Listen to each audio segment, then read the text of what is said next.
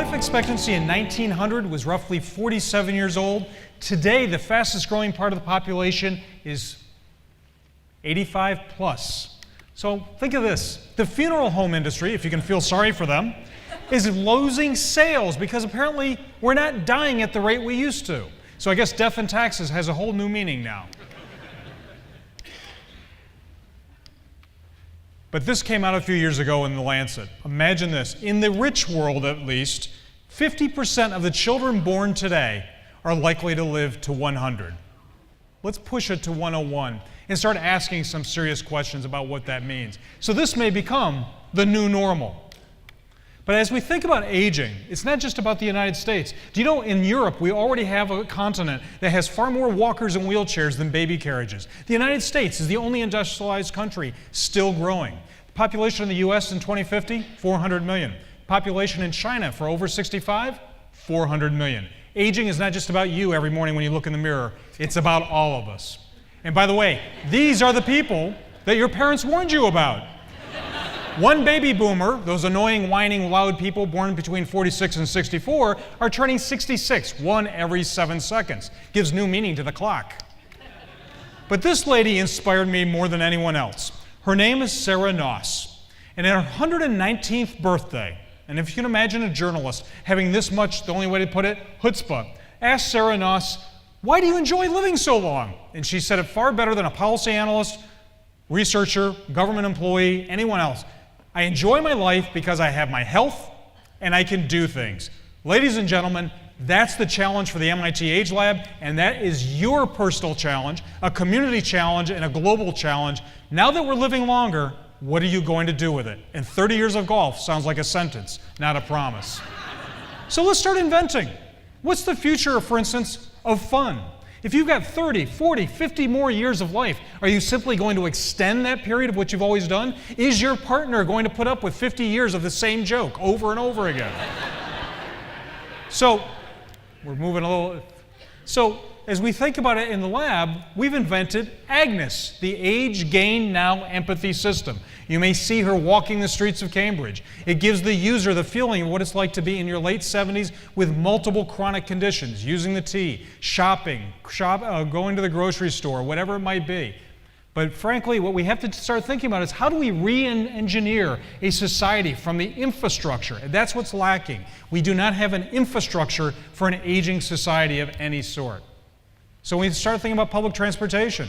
The crosswalk signage, the crosswalk times were based upon how fast sophomores could walk across the street at Georgia Tech. Has anyone noticed how fast you all walk after you're a sophomore? So we have to start thinking about how to change little things, because you know, transportation is the very glue that holds life together. That's how you get from here to there, but before you do anything, you've got to get there first. And in the United States, transportation is about driving. 72% of Americans live if over age 50, live in suburban and rural areas. That means, frankly, if you don't drive, you don't get out. And as a result, we have to start reinventing the car. This car and other cars like it you may see around Cambridge and around Boston, we've invented new technology to be able to detect how well are you behind the wheel. Are you tired? Are you fatigued? And have the car change its performance based upon how you are driving. Think about the store. Have you ever noticed that what you really need as you age is either at the very top or at the very bottom? We haven't redesigned the store in terms of lighting, counter space, whatever it might be. That's a new meaning to the time is almost up. And frankly, learning. Do any of us in the academic community in Cambridge really believe what we teach is going to last you a lifetime? The half-life of knowledge is so fast that frankly, the new normal is, it's time for a midlife sabbatical. I'm only age 50 after all. So let me leave you with the good news. You've only got 106 years to live. Make the most of it. Thank you very much.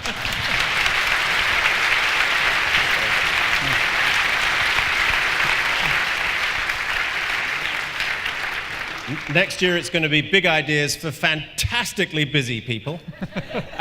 So Joe also has beaten the clock. and we're going to go straight into Did you say Agnes? Agnes, Age Gain Now I know. Empathy System. It's MIT, we have to have an acronym. I know. and people are wandering around with things that make them feel old. Students, designers, engineers, because one of the things, you could always ask an older adult what the experience is, but you know the trouble is, as we age, we cope better. It's a little difficult. I'm having a senior moment. But an engineer, a designer, even a policy person can say, there's no reason to put up with this. It's a quick fix. Let's just do it.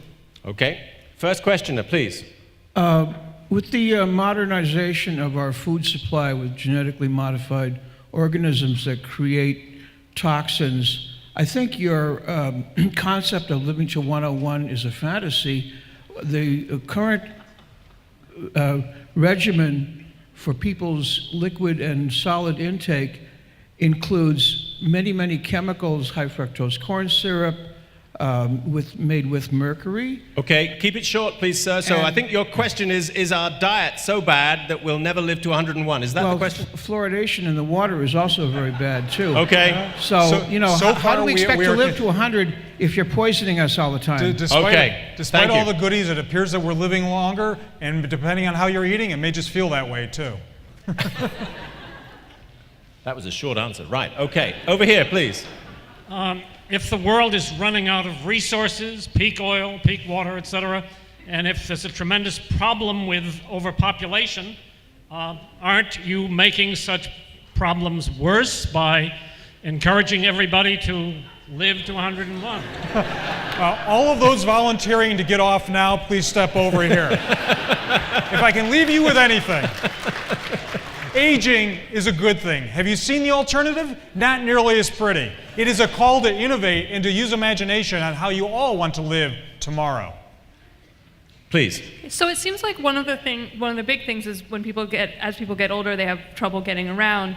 But also one of the things that keeps people so one of the solutions to that is to make it easier to get, not to have to climb the stairs, not to have to do all these physical activities that become harder. But one of the things that keeps you healthier longer is taking the stairs and walking more. So how do you build both into We need to re-engineer society so there's just enough environmental stress to keep you moving, to make transit, for instance, accessible by putting benches along the way, but making so that you do use it.